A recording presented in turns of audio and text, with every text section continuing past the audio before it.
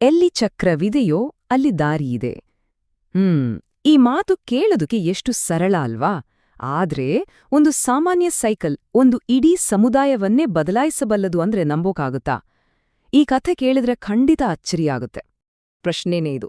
ಒಂದು ಸಣ್ಣ ಮಾಮೂಲಿ ಸೈಕಲ್ ಅದ್ರಿಂದ ಒಂದು ಸಾಮಾಜಿಕ ಕ್ರಾಂತಿನೇ ಆಗಿ ಹೋಗುತ್ತಾ? ತಮಿಳುನಾಡಿನ ಪುದುಕೋಟೆ ಅನ್ನೋ ಜಿಲ್ಲೆಯಲ್ಲಿ ಈ ಪ್ರಶ್ನೆಗೆ ಸಿಕ್ಕ ಉತ್ತರ ಒಂದು ದೊಡ್ಡ ದೃಢವಾದ ಹೌದು ಅಂತ. ಹಾಗಾದ್ರೆ ಅಲ್ಲಿ ನಿಜಕ್ಕೂ ನಡೆದಿದ್ದಾದ್ರೂ ಏನೋ? 1 ಲಕ್ಷಕ್ಕೂ ಹೆಚ್ಚು ಮಹಿಳೆಯರು. ಸುಮ್ನೆ ಕಲ್ಪನೆ ಮಾಡ್ಕೊಳ್ಳಿ, ಅದು ಭಾರತದ ಅತ್ಯಂತ ಬಡ ಜಿಲ್ಲೆಗಳಲ್ಲಿ ಒಂದಾದ ಪುದುಕೋಟೆಯಲ್ಲಿ ಅಲ್ಲಿನ ಗ್ರಾಮೀಣ ಮಹಿಳೆಯರು 1990ರ ದಶಕದಲ್ಲಿ ಸೈಕಲ್ ತುಳಿಯೋದೆಂದ ಕಲ್ತರು. ಅಷ್ಟೇ ಅಲ್ಲ, ಇದು ಕೇವಲ ಕಲಿಯೋದಕ್ಕೆ ಸೀಮಿತವಾಗಿರ್ಲಿಲ್ಲ. ಇವರಲ್ಲಿ 70,000ಕ್ಕೂ ಹೆಚ್ಚು ಮಂದಿ ತಮ್ಮ ಈ ಹೊಸ ಸ್ವಾತಂತ್ರ್ಯವನ್ನ ಎಲ್ಲರ ಮುಂದೆ ಹೆಮ್ಮೆಯಿಂದ ಪ್ರದರ್ಶನ ಮಾಡಿದ್ರು. ಸರಿ, ಈ 1 ಲಕ್ಷ ಅನ್ನೋ ದೊಡ್ಡ ಸಂಖ್ಯೆ ಹಿಂದೆದ್ದ ಸ್ಫೂರ್ತಿ ಯಾರು? ಈ ಇಡೀ ಚಳುವಳಿಗೆ ಕಿಡಿಹಚ್ಚಿದ ಆ ಮೊದಲ ಸವಾರರ ಕಥೆಗಳೇನು? ಬನ್ನಿ ನೋಡೋಣ. ಜಮೀಲಾ ಬೇಬಿಯವರ ಮಾತುಗಳನ್ನ ಕೇಳಿ. ಎಂಥ ಧೈರ್ಯ! ಇದು ನನ್ನ ಹಕ್ಕು, ನಾನು ಎಲ್ಲಿ ಬೇಕಾದ್ರೂ ಹೋಗ್ತೀನಿ, ಕೆಟ್ಟದಾಗಿ ಮಾತಾಡೋರ ಮಾತಿಗೆ ನಾನು ತಲೆ ಕೆಡಿಸ್ಕೊಳ್ಳಿಲ್ಲ. ನೋಡಿ, ಈ ಮಾತುಗಳು ಕೇವಲ ಒಬ್ಬ ವ್ಯಕ್ತಿಯದ್ದಲ್ಲ, ಇದು ಆ ಇಡೀ ಚಳುವಳಿಯ ಧ್ವನಿಯಾಗಿತ್ತು. ಶತಮಾನಗಳ ಸಾಮಾಜಿಕ ಕಟ್ಟುಪಾಡುಗಳನ್ನ ಮುರಿಯುವ ಒಂದು ದೃಢ ಸಂಕಲ್ಪವಾಗಿತ್ತು. ಒಂದು ಹೊಸ ಪೀಳಿಗೆಯ ಮಹಿಳೆಯರೇ ಒಟ್ಟಾಗಿ ರಸ್ತೆ ಇಳಿದ್ರು. ಅವ್ರಾಗ್ತಿದ್ದ ಒಂದೊಂದು ಪೆಡಲ್ ಕೂಡ ಸ್ವಾತಂತ್ರ್ಯದ ಕಡೆಗೆ ಇಡ್ತಿದ್ದ ಒಂದೊಂದು ದಿಟ್ಟ ಹೆಜ್ಜೆಯಂತಿತ್ತು. ಅಬ್ಬಾ, ಆ ದೃಶ್ಯವೇ ಒಂದು ಕ್ರಾಂತಿಯ ಹಾಗೆ ಕಾಣ್ತಿತ್ತು. ಇನ್ನೊಬ್ಬರ ಕಥೆ ಕೇಳಿ, ಫಾತಿಮಾ ಅಂತ. ಇವರು ಒಬ್ರು ಶಾಲಾ ಶಿಕ್ಷಕಿ. ಸ್ವಂತ ಸೈಕಲ್ ತಗೊಳ್ಳೋಕೆ ಅವರತ್ರ ದುಡ್ಡಿರ್ಲಿಲ್ಲ. ಆದ್ರೂ ಪ್ರತಿದಿನ ಸಂಜೆ ಅರ್ಧ ಗಂಟೆ ಬಾಡಿಗೆಗಾದ್ರೂ ಸೈಕಲ್ ತಗೊಳ್ತಿದ್ರು. ಯಾಕೆ ಗೊತ್ತಾ? ಅವರೇ ಹೇಳೋ ಹಾಗೆ, ಆ ಒಳ್ಳೆಯತನ, ಆ ಸ್ವಾತಂತ್ರ್ಯವನ್ನು ಅನುಭವಿಸೋಕೆ. ಸ್ವಾತಂತ್ರ್ಯದ ಹಂಬಲ ಅದೆಷ್ಟು ಪ್ರಬಲವಾಗಿತ್ತು ಅನ್ನೋದಕ್ಕೆ ಇದಕ್ಕಿಂತ ಒಳ್ಳೆ ಉದಾಹರಣೆ ಬೇಕಾ? ಹಾಗಾದ್ರೆ ಈ ಒಬ್ಬೊಬ್ಬರ ವೈಯಕ್ತಿಕ ಆಸೆಗಳು ಹೇಗೆ ಒಟ್ಟಾಗಿ ಒಂದು ಬೃಹತ್ ಚಳುವಳಿಯಾಗಿ ಬದಲಾಯಿತು? ಇದರ ಹಿಂದಿನ ನಿಜವಾದ ಚಾಲಕ ಶಕ್ತಿ ಯಾವುದು? ಇಲ್ಲೊಂದು ಬಹಳ ಮುಖ್ಯವಾದ ಪದವನ್ನ ನಾವು ಗಮನಿಸಬೇಕು. ಅದು ಸಾಮಾಜಿಕ ಮಂಜೂರಾತಿ, ಅಂದ್ರೆ ಸೋಷಿಯಲ್ ಸ್ಯಾಂಕ್ಷನ್. ಏನಿದು ಅಂದ್ರೆ, ಮಹಿಳೆಯರು ಸಂಪ್ರದಾಯದ ಬೇಲಿಗಳನ್ನ ದಾಟಿ ಸೈಕಲ್ ತುಳಿಯೋದಕ್ಕೆ ಇಡೀ ಸಮುದಾಯವೇ ಒಪ್ಪಿಗೆ ಕೊಟ್ಟು ಬೆಂಬಲಕ್ಕೆ ನಿಂತಿದ್ದು. ಈ ಒಂದು ದೊಡ್ಡ ಬದಲಾವಣೆಗೆ ವೇದಿಕೆ ಸಿದ್ಧ ಮಾಡಿದ್ದೇ ಅರಿವೊಳಿ ಅನ್ನೋ ಸಾಕ್ಷರತಾ ಆಂದೋಲನ. ಈ ಅರಿವೊಳಿ ಚಳುವಳಿ ಈ ಕ್ರಾಂತಿಯನ್ನ ತುಂಬಾನೇ ವ್ಯವಸ್ಥಿತವಾಗಿ ಬೆಂಬಲಿಸ್ತು. ಅವ್ರು ಸುಮ್ನೆ ಸಾಮಾಜಿಕ ಮಂಜೂರಾತಿ ಕೊಟ್ಟು ಸುಮ್ನಾಗ್ಲಿಲ್ಲ. ಫ್ರೀಯಾಗಿ ಟ್ರೈನಿಂಗ್ ಕ್ಯಾಂಪ್ಗಳನ್ನ ಮಾಡಿದ್ರು, ಎಲ್ಲರಲ್ಲೂ ಸ್ಫೂರ್ತಿ ತುಂಬಕ್ಕೆ ಹಾಡುಗಳನ್ನ ರಚಿಸಿದ್ರು.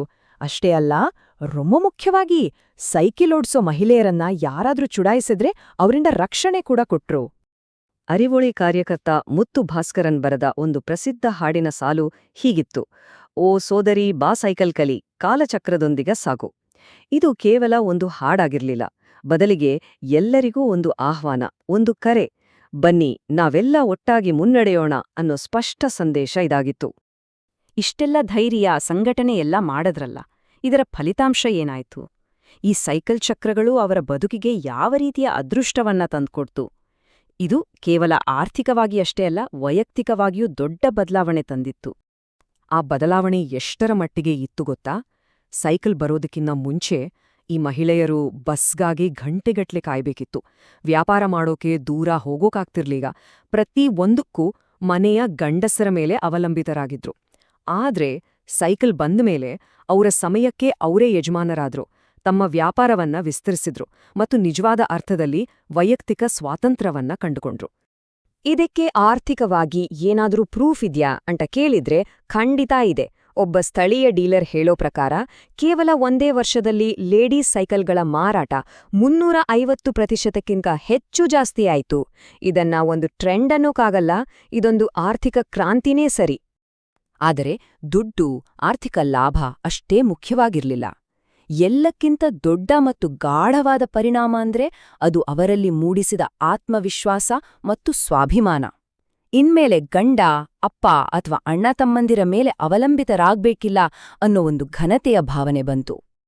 ಹಾಗಾದ್ರೆ ಕೊನೆಯದಾಗಿ ಈ 7 ಚಕ್ರಗಳ ಕ್ರಾಂತಿ ಸಮಾಜಕ್ಕೆ ಕೊಟ್ಟಿದ್ದಾದ್ರೂ ಏನು? ಸಂಕ್ಷಿಪ್ತವಾಗಿ ಒಂದೇ ಮಾತಲ್ಲಿ ಹೇಳೋದಾದ್ರೆ ಅದೊಂದು ಹಿಮಾಲಯದ ಸಾಧನೆ. ಈ ಕ್ರಾಂತಿಯ ಹಾದಿ ತುಂಬಾನೇ ವೇಗವಾಗಿತ್ತು ನೋಡಿ. 1991ರಲ್ಲಿ ಕೇವಲ ಒಂದು ಐಡಿಯಾ ಹುಟ್ಟುತ್ತೆ. ಒಂದೇ ವರ್ಷದಲ್ಲಿ 1992ರ ಅಂತಾರಾಷ್ಟ್ರೀಯ ಮಹಿಳಾ ದಿನದಂದು 1500ಕ್ಕೂ ಹೆಚ್ಚು ಮಹಿಳೆಯರು ಸೈಕಲ್ ರ್ಯಾಲಿ ನಡೆಸಿ ಇಡೀ ಊರನ್ನೇ ಬೆರಗುಗೊಳಿಸ್ತಾರೆ. 1995ರ ಹೊತ್ತಿಗೆ ಇದು ಕೇವಲ ಒಂದು ಹುಚ್ಚಾಟವಲ್ಲ, ಇದು ಒಂದು ಶಾಶ್ವತ ಬದಲಾವಣೆ ಅಂತ ಎಲ್ರಿಗೂ ಸ್ಪಷ್ಟವಾಗಿತ್ತು. ಬಹುಶಃ ಈ ಇಡೀ ಕಥೆಯ ಸಾರಾಂಶವನ್ನ ಅರಿವೊಳಿ ಸಂಯೋಜಕರಾದ ಎನ್ ಕನ್ನಮ್ಮಾಳವರ ಮಾತುಗಳಿಗಿಂತ ಚೆನ್ನಾಗಿ ಯಾರೂ ಹೇಳೋಕ್ ಸಾಧ್ಯವಿಲ್ಲ. ಅವರೇನಂದ್ರು ಕೇಳಿ, ಇದು ಒಂದು ಹಿಮಾಲಯದ ಸಾಧನೆ, ವಿಮಾನವನ್ನು ಹಾರಿಸಿದ ಹಾಗೆ. ಇದರ ಮಹತ್ವ ಆ ಮಹಿಳೆಯರಿಗೆ ಮಾತ್ರ ಗೊತ್ತು. ಆಹಾ, ಈ ಮಾತುಗಳು ಆ ಸಾಧನೆಯ ಅಗಾಧತೆಯನ್ನ, ಆ ವಿಮೋಚನೆಯ ಭಾವನೆಯನ್ನ ಅದ್ಭುತವಾಗಿ ಹಿಡಿದಿಡ್ತವೆ. ಪುದುಕೋಟೆಯ ಈ ಕಥೆ ನಮಗೆಲ್ಲ ಒಂದು ಸ್ಪಷ್ಟ ಪಾಠವನ್ನ ಕಲಿಸುತ್ತೆ. ದೊಡ್ಡ ಬದಲಾವಣೆಯಾಗೋಕೆ ಯಾವಾಗ್ಲೂ ಹೈಟೆಕ್ ಗ್ಯಾಜೆಟ್ಗಳು ಅಥವಾ ಕೋಟಿಗಟ್ಲೆ ಹಣ ಬೇಕಾಗಿಲ್ಲ. ಕೆಲವೊಮ್ಮೆ ಒಂದು ಸರಳ ಉಪಕರಣ ಸಾಕು. ಇದು ನಮ್ಮ ಮುಂದೆ ಒಂದು ಪ್ರಶ್ನೆಯನ್ನ ಇಡುತ್ತೆ. ಇವತ್ತಿನ ಜಗತ್ತಿನಲ್ಲಿ ನಾವು ಹೀಗೆ ಕಡೆಗಣಿಸ್ತಿರುವ ಸ್ವಾತಂತ್ರ್ಯದ ಸರಳ ಸಾಧನಗಳು ಯಾವುವಿರ್ಬೋದು? ಯೋಚನೆ ಮಾಡಿ.